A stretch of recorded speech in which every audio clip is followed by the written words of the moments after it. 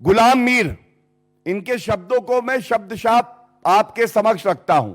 क्या कहते हैं ये? 1 दिसंबर से गैस सिलेंडर सिर्फ 450 में मिलेगा। ना उसमें हिंदू देखा जाएगा, ना मुसलमान देखा जाएगा, ना घुसपैठिया देखा जाएगा, ना घुसपैठिया देखा जाएगा। तो ये कहा जाएगा ऐसी क्या है मजबूरी, जेएमएम, कांग्रेस, महावसूली अघाड़ी कि घुसपैठिए है जरूरी? ऐसी क्या है तुम्हारी मजबूरी कि घुसपैठिए है जरूरी? यह पूछा जाएगा। और मैं एक बात बहुत स्पष्टता से कह दूं, माटी की जब बात करते हैं, इसी तरह से महाराष्ट्र में भी वोट जिहाद के साथ एक सोच को महावसूली अघाड़ी आगे बढ़ा रही है।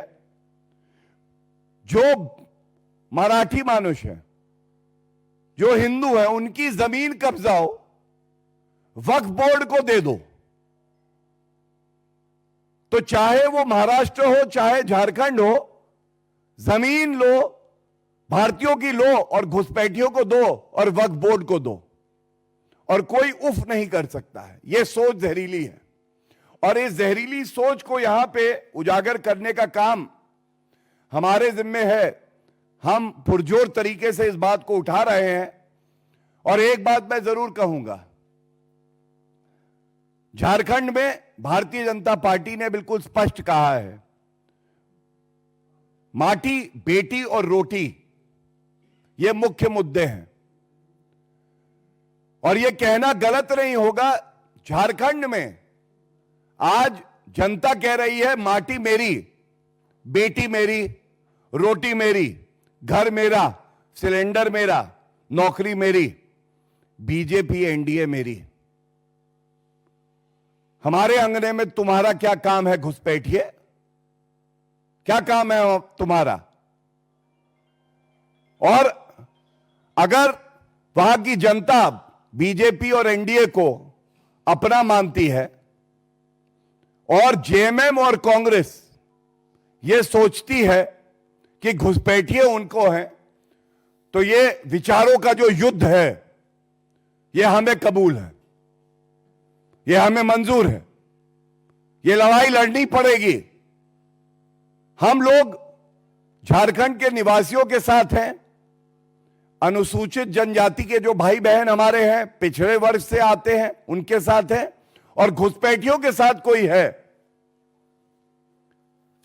तो वो जेएमएम और कांग्रेस पार्टी।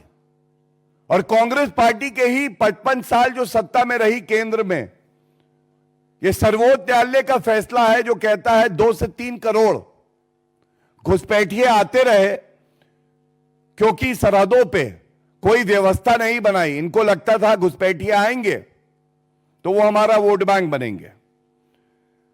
और ये जो परेशानी है, बिल्कुल स्पष्टता से बता दूं, 20 सितंबर 2024 को झारखंड हाईकोर्ट का